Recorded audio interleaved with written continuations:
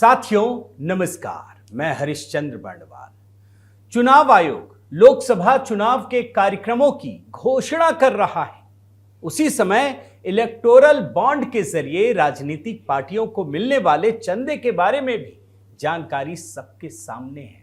ऐसा लग रहा है कि पूरी की पूरी पोटली खुल गई है। सब अपने अपने दावे कर रहे हैं, अपना अपना विमर्श कर रहा है, लेकिन जो बात एकदम क्रिस्टल क्लियर है उसके बारे में बात नहीं हो रही है। और वो क्या है? इलेक्टोरल बॉन्ड की इस लिस्ट को देखिए आप। सबसे बड़ी हैरानी यह हुई दोस्तों कि देश के बड़े बड़े उद्योगपतियों ने राजनीतिक पार्टियों को बहुत ही कम चंदा दिया है या दिया ही नहीं है। कहां हैं अडानी अंबानी, जिनके नाम पर मोदी सरकार को बदनाम कर रहे थे? नाम ही नहीं है, जो टॉप की लिस्ट है। लेकिन सबसे अधिक चंदा देने वालों की लिस्ट में किसका नाम है? लॉटरी किंग के नाम से जाने जाने वाले सैंटियागो मार्टिन का नाम सबसे ऊपर है। सुना है कभी आपने? इलेक्टोरल बॉन्ड के जरिए राजनीतिक पार्टियों को दोस्तों करीब 12,155 करोड़ रुपए का डोनेशन दिया गया। यह डोनेशन अप्रैल 2019 से जनवरी 2024 के बीच दिया गया और इसमें सैंटियागो मार्टिन की company future gaming and hotel services 1368 crore रुपए दान दिए हैं, जो किसी भी एक कंपनी या व्यक्ति द्वारा दिया गया सबसे बड़ा डोनेशन है। और इसके बाद जो सबसे बड़े दानदाता हैं वो हैं मेघा इंजीनियरिंग इंफ्रास्ट्रक्चर्स, जिसने 977 करोड़ रुपए दिए। फिर quick supply chain private limited ने 410 करोड़ रुपए दिए। नाम सुनकर के तो समझ ही में नहीं आता है कि है कौन? ये कौन से अडानी अंबानी हैं? क्यों इतने सैकड़ों करोड़ रुपए दे रहे हैं? सवाल उठता है ना दोस्तों, और यहीं से सारी मिस्ट्री खुलती है और इसके बारे में जानना जरूरी है। मैं आपको बताता हूं कि ये सैंटियागो मार्टिन है कौन, जिसने इलेक्टोरल बॉन्ड के जरिए सबसे बड़ा डोनेशन दिया है। सबसे पहले तो यह बता दूं कि सैंटियागो मार्टिन के दामाद अर्जुन को तमिलनाडु की पार्टी डीएमके ने 2024 के चुनाव के लिए पार्टी का रणनीतिकार घोषित किया है। कहां मोदी को बदनाम कर रहे हैं यार? जो सबसे बड़ा दानदाता है वो तो कहीं और से जुड़ रहा है। और सैंटियागो मार्टिन का तमिलनाडु के मुख्यमंत्री एमके स्टालिन के परिवार के साथ बहुत पुराना संबंध है। 2011 में एम करुणानिधि की 75वीं फिल्म के निर्माण के लिए जो पूरा खर्च था वो किसने दिया? सैंटियागो मार्टिन ने दिया था। और करुणानिधि की इस फिल्म की स्क्रिप्ट को लिखने के लिए उनके जीवन की सबसे बड़ी धनराशि 45 लाख रुपए वो भी सैंटियागो मार्टिन ने दिए थे। और तमिल भाषा में बनने वाली ये जो फिल्म है इलाइंगनन, वो है, उसका नाम है। अब सोचिए कहानी कहां थी और कहां जा रही है। सैंटियागो तमिलनाडु और केरल में पेपर लॉटरी के टिकट बेचने का सबसे बड़ा व्यापारी है। इसके लॉटरी का व्यापार कहां कहां है? केरल, तमिलनाडु, पश्चिम बंगाल और उत्तर पूर्व के कुछ राज्यों में फैला हुआ है। और इन राज्यों में दोस्तों पेपर लॉटरी का धंधा वैध है, लीगल है। सैंटियागो मार्टिन इंडी अलायंस की सरकारों के बहुत ही करीब है। ये इतना करीब है कि केरल में इसके खिलाफ चलने वाले केस की पैरवी करने के लिए तमिलनाडु के अटॉर्नी जनरल जाते हैं। कितना बड़ा नाम है आप सोचिए। अंदाजा था आपको? और मैं एक मामला बताता हूं। 2016 में सैंटियागो के खिलाफ ईडी में जो चल रहे मामले की पैरवी हो रही थी, उसके लिए केरल के मुख्यमंत्री पी विजयन ने अपने वकील एम के दामोदरन को भेजा। इससे पहले 2010 में यूपीए सरकार के दौरान केरल हाईकोर्ट में सैंटियागो मार्टिन का बचाव करने के लिए कांग्रेस के नेता और वकील अभिषेक मनु सिंघवी मैदान में उतर गए थे। कितना बड़ा घालमेल है आप समझिए। कहां ढूंढ रहे थे अडानी अंबानी को और कहां मिल रहे हैं सैंटियागो मार्टिन? जिस तरह से इंडी अलायंस की पार्टियां सैंटियागो मार्टिन को बचाने का काम करती रही हैं और उसके साथ लेन देन का व्यवहार रखा है, वो किसी से छिपा नहीं है। 2007 में सीपीएम की मलयालम भाषा में प्रकाशित होने वाले जो मुखपत्र है देशाभिमानी, उसके लिए 2 करोड़ रुपए का चंदा दिया था। यही है इनके अडानी अंबानी। देख लीजिए, अवैध और वैध रूप से लॉटरी का व्यापार करने वाले सैंटियागो मार्टिन पश्चिम बंगाल में तृणमूल कांग्रेस का भी साथ देते हैं। सीबीआई ने 2022 में खुलासा किया कि तृणमूल कांग्रेस के नेता अणुव्रत मंडल और उनकी पत्नी 3 साल में 5 बार 1-1 करोड़ की लॉटरी जीत चुकी है। हमको आपको लगता है जो भी लोग रहते होंगे वो पेपर लॉटरी में बताइए एक ही नेता की पत्नी जीत रही है, लेकिन इस तरह के लॉटरी जीतने के खेल के पीछे दोस्तों पशु तस्करी से मिलने वाला अवैध धन है। इसमें पशु तस्कर और लॉटरी कंपनी भी शामिल है।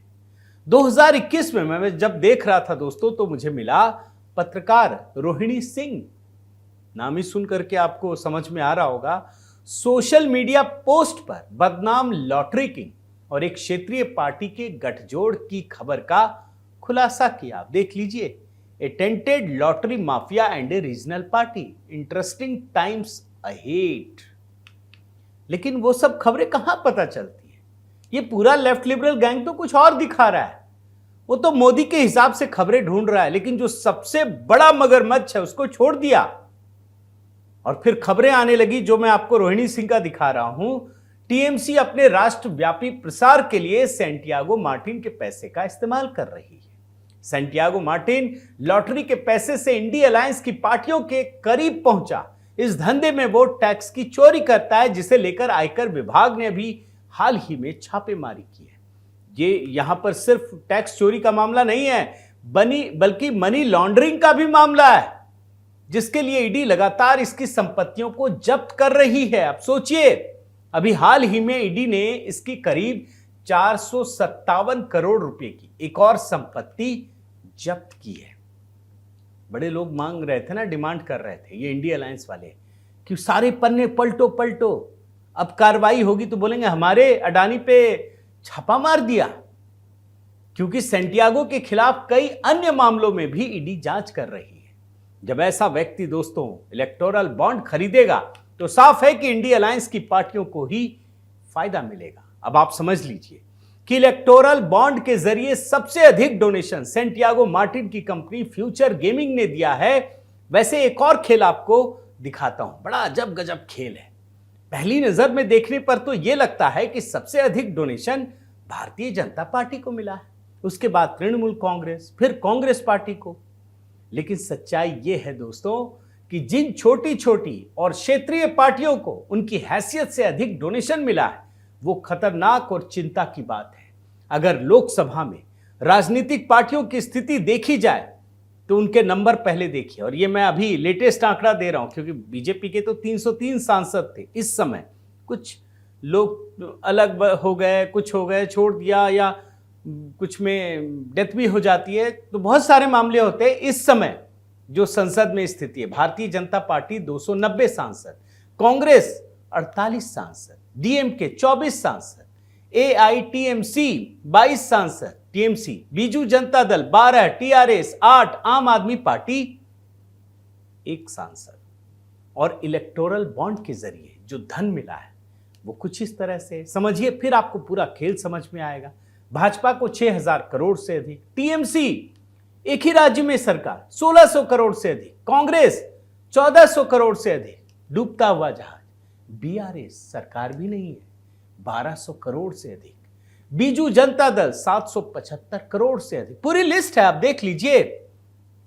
लेकिन एक सवाल उठता है, कितने उम्मीदवार, कितनी पार्टी, कितनी बड़ी ताकत? क्योंकि चुनाव में उम्मीदवार पार्टी की तरफ से लड़ता है, इसलिए यह देखना होगा दोस्तों कि जीते हुए प्रति सांसद के हिस्से में कितना डोनेशन आता है, तो ही तो सही पैमाना होगा ना। और इस आधार पर देखने पर आंकड़ा कुछ इस तरह से हो जाता है। भाजपा को प्रति सांसद 21 करोड़ से भी कम, कांग्रेस को 29 करोड़ से अधिक।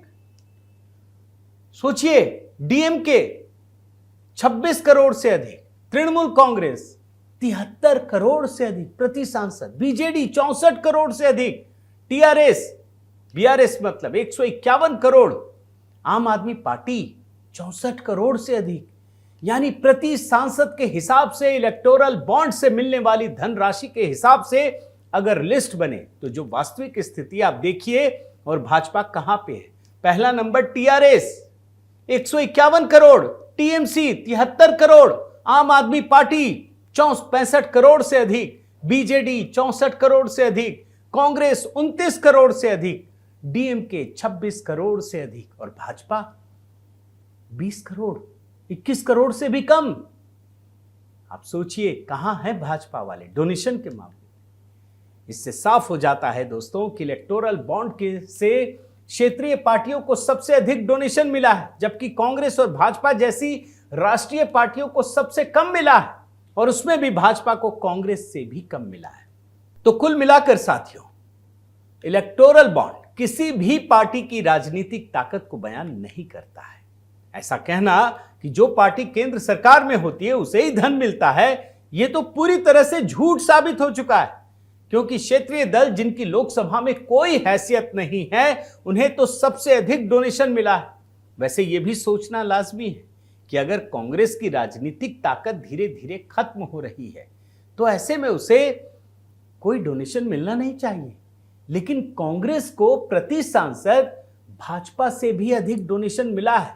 और ये भाजपा के लिए बहुत सोचने की चीज है, केंद्र सरकार के लिए, कि वो कंपनियां जो इन छोटी छोटी पार्टियों को इतना डोनेशन दे रही है सैकड़ों करोड़ में, आखिर उन्हें क्या फायदा मिल रहा है। और यहां पर आकर के आपको ईडी और सीबीआई की कार्रवाई की समझ मिलेगी। और इसलिए आने वाले दिनों में इन कंपनियों पर जो कार्रवाई हो रही है उससे ये भी पता चलेगा कि ये किस तरह से अर्निंग करते हैं। और तब यही लोग जो इस समय बोल रहे हैं ना कि बॉन्ड का खुलासा होना चाहिए, बोलेंगे बॉन्ड का खुलासा नहीं होना चाहिए। बस देखते चले जाइए। बहुत बहुत धन्यवाद दोस्तों। उम्मीद है आपको एक नए एंगल से इस इलेक्टोरल बॉन्ड की कहानी आपके सामने रखी।